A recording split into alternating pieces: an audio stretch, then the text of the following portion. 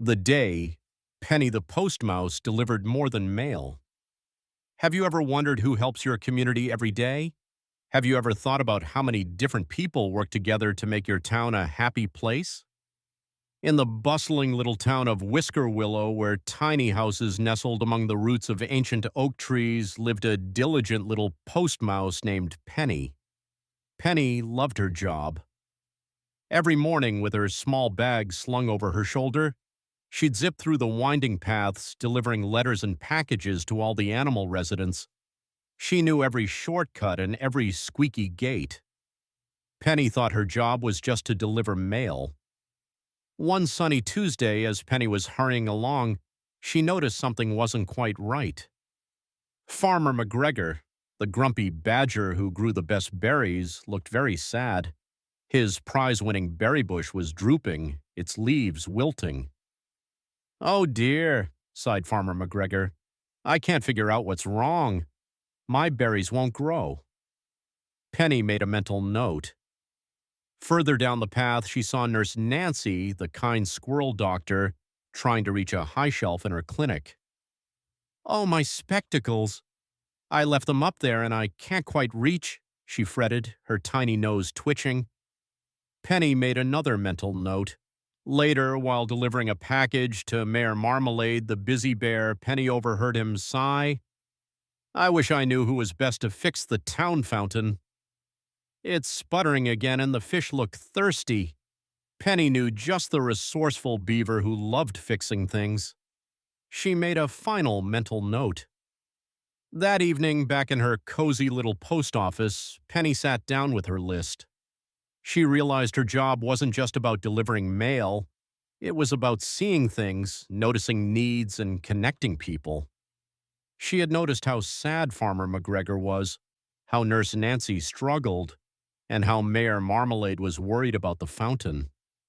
Penny might be just a post mouse, but she knew a lot about Whisker Willow and its residents.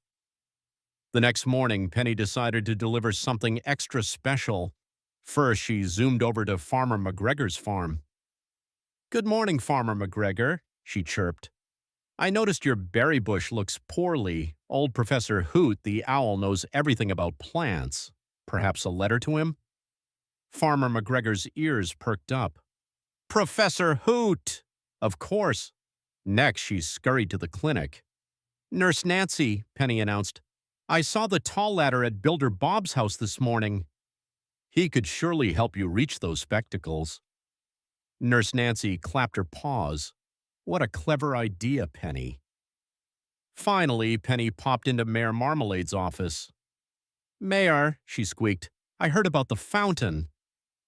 Did you know Rusty the Beaver is an expert with pipes and pumps? He could fix it in a jiffy." Mayor Marmalade gasped. "Rusty, you're a genius, Penny." Penny spent the rest of the day delivering letters between Professor Hoot and Farmer McGregor, carrying messages about watering techniques and special plant food.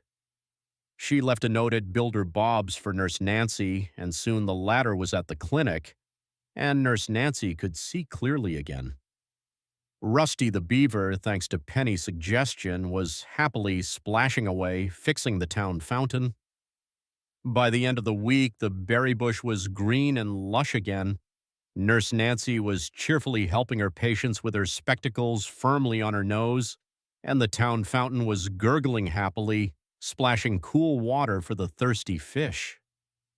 Penny realized her job was far more important than just delivering letters.